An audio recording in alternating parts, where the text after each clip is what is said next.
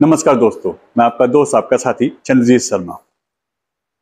अक्सर होता है कि कहते हैं चिराग तले अंधेरा, और ऐसा ही एक वाकया गोंडा विधानसभा के अंतर्गत आने वाली एक ऐसी शख्सियत का हो रहा है जो बड़े बड़े स्टारों के साथ, बड़ी बड़ी बॉलीवुड हस्तियों के साथ काम कर चुके हैं। नाम उनका बहुत बड़ा हो चुका है।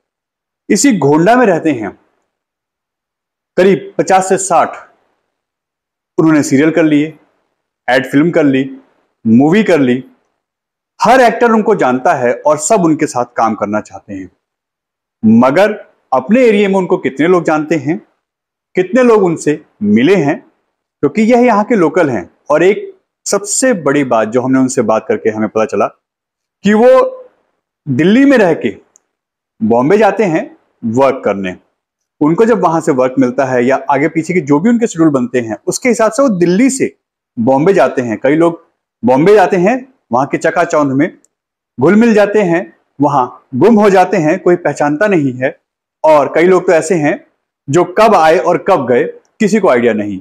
मगर यह अपने आप में बहुत बड़ी चीज है कि एक व्यक्ति दिल्ली से बॉम्बे जा रहा है, वहां वर्क कर रहा है और अपना नाम और अपना काम आज लोगों की जगह पे उसने ऐसा बना दिया है कि हर व्यक्ति उसको पहचानता है। आप कितना पहचानते हैं, आइए हम उनसे मिलवाते हैं। हर तरफ लोकेश पंडित की चर्चा है। कुछ ना खाना, बस भाई कुछ ना खाना। ऑलरेडी कसम खा के आया हूं मैं, वो भी जाने की। नियम है, अब क्या करें? मुझे सिर्फ 1 मिनट। कुत्ता वो, आप अपना काम करो जी। सत श्री अकाल कुलजीत। और क्या हम बचा, इनको बहुत जल्दी है। आज रात खाने पर बुलाना है। मैडम जी। धुरंधर लोकेश जी, स्वागत है आपका। Thank you. आप तो सबसे पहले ये बताइए कि आप दिल्ली के इस गोंडा विधानसभा में इस गामड़ी रोड पे आप कहाँ रहते हैं?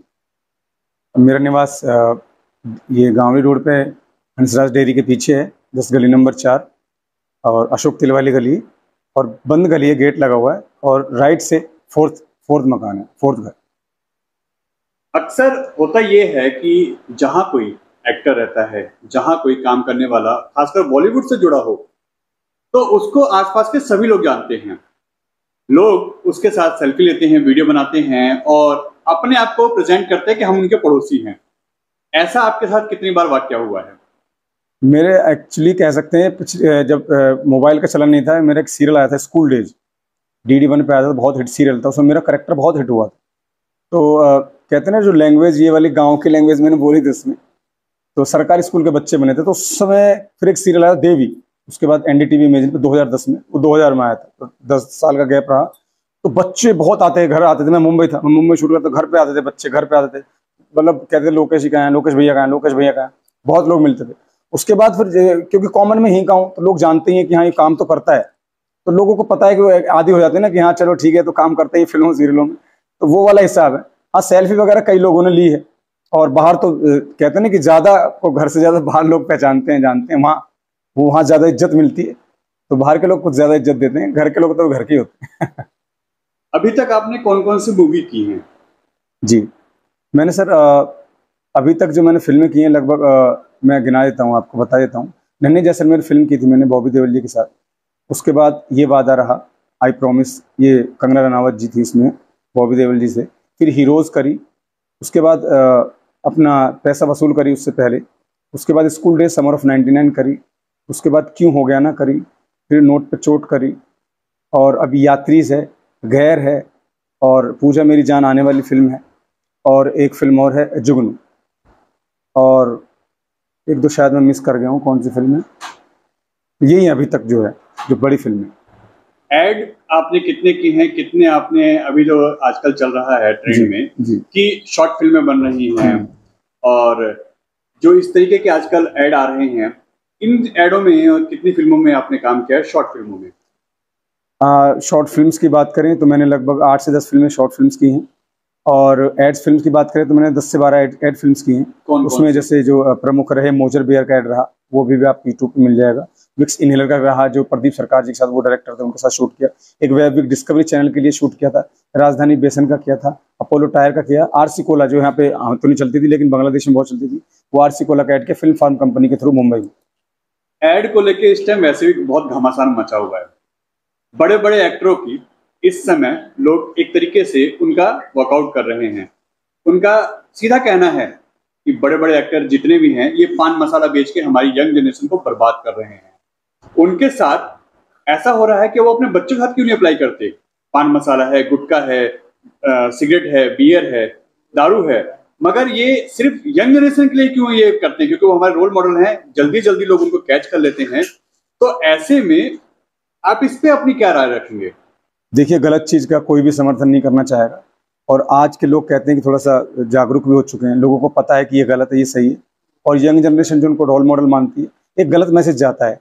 मैं नहीं कहता कि ठीक है आप पैसे के लिए करते हैं, बड़े बड़े स्टार हैं, लेकिन आपने अभी देखा भी होगा कि अक्षय कुमार जी ने उसका कहते हैं उनको बहुत रियलाइज किया कि नहीं, मुझे नहीं करना चाहिए था, और अब लोग समझ रहे हैं, समझदार हो रहे हैं। उन्होंने गलत किया तब उनको पछतावा हो रहा है, लेकिन क्योंकि वो एग्रीमेंट है तो उन्होंने एग्रीमेंट किया होगा कितने साल ऐड चलेगा, तो वो मजबूरी है कि उनको दिखाना।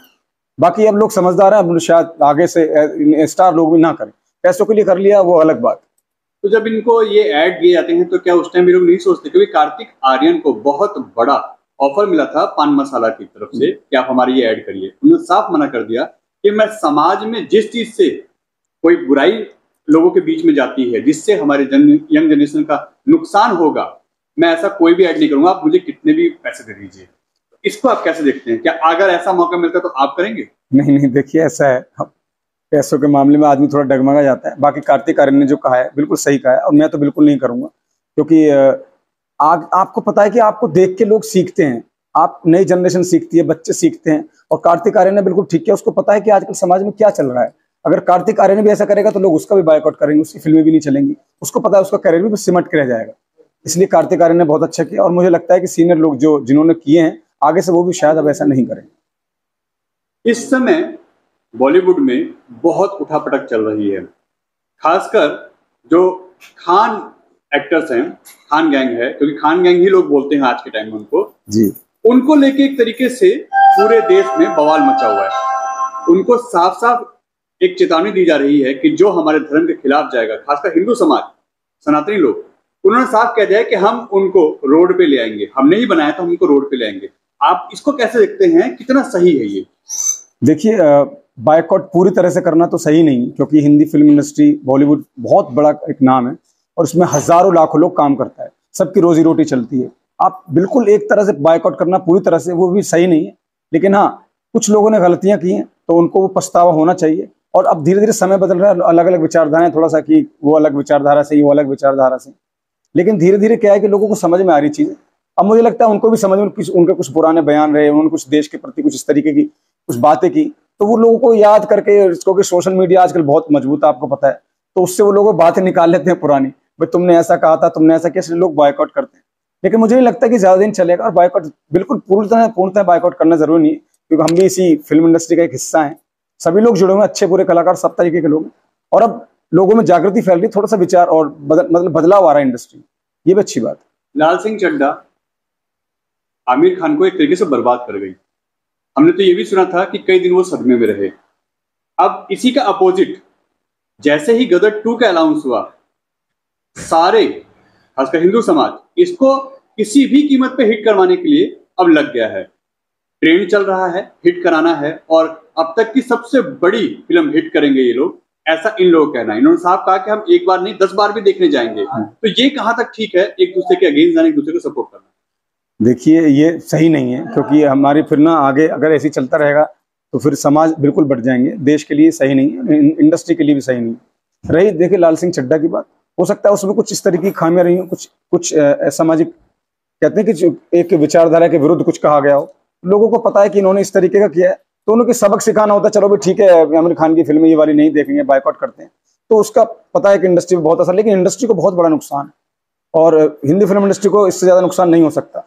लेकिन लोगों को धीरे धीरे समझ में आ रहा है, ऐसा नहीं है कि वो हिंदू समाज ही फिल्म देखेगा, या कोई मुस्लिम समाज देखेगा, या कोई और समाज देखेगा, ऐसा कुछ नहीं। लेकिन धीरे धीरे मुझे लगता है कि सारी चीजें सुधर जाएंगी, अच्छी हो जाएंगी, और ट्रैक पे आने लगेंगे।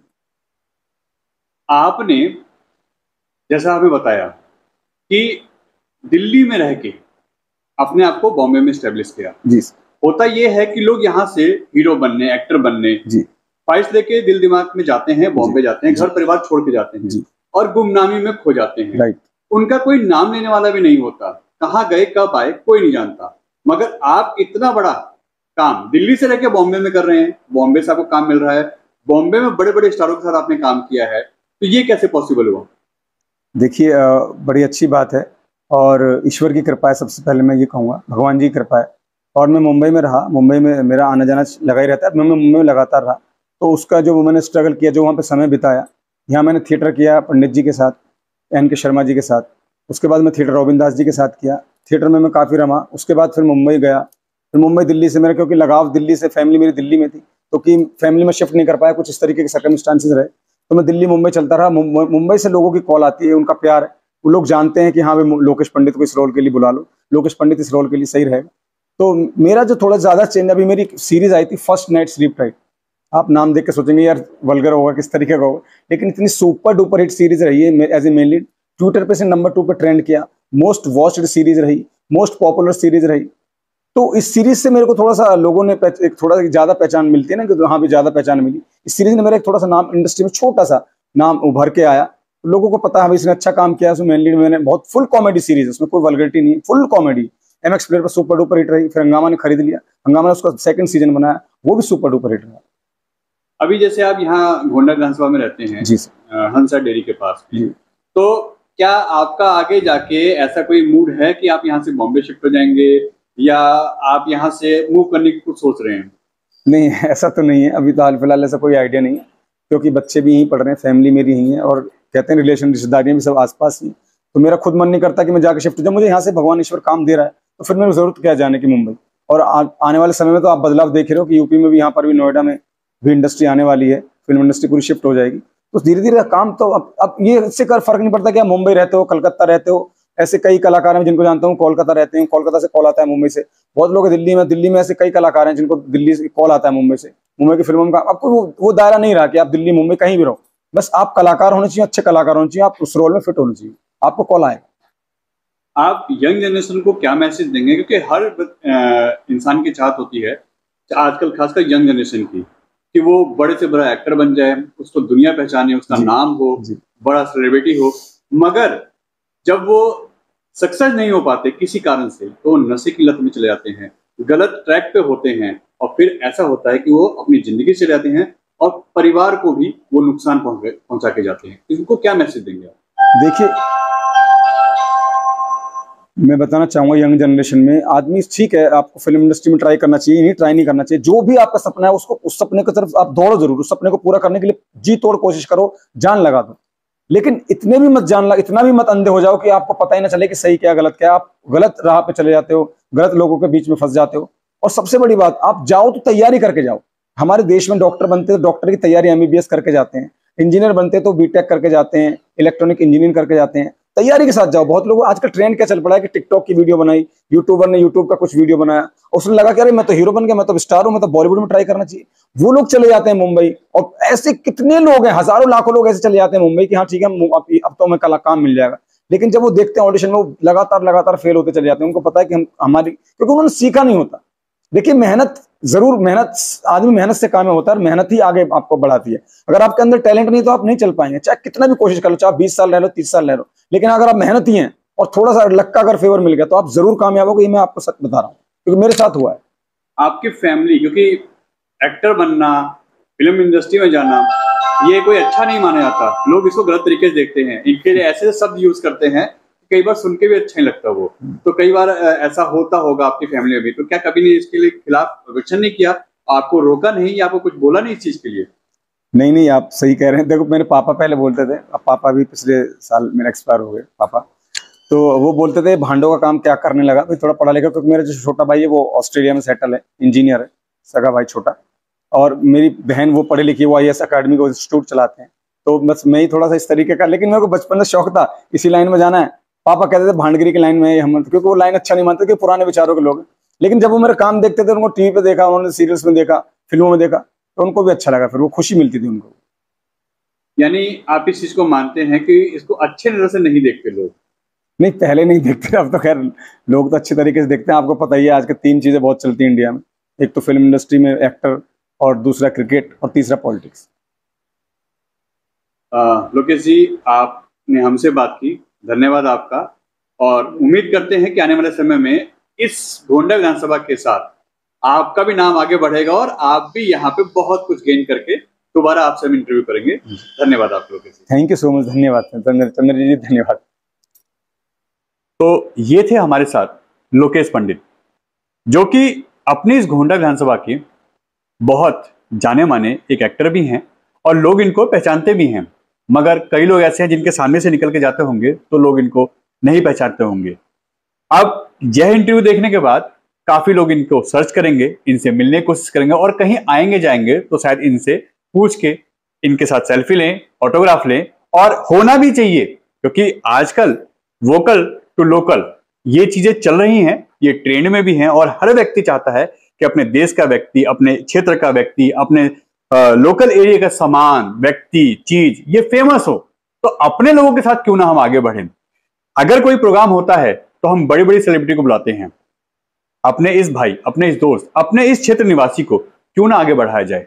एक शुरुआत करते हैं, अपने लोगों को पहचान देते हैं, अपना नाम अपना काम तो कर ही रहे हैं, मगर कुछ जिम्मेदारी हमारी बनती है और हमें भी इनके साथ आगे चलना चाहिए। एन भारत टीवी, दिल्ली।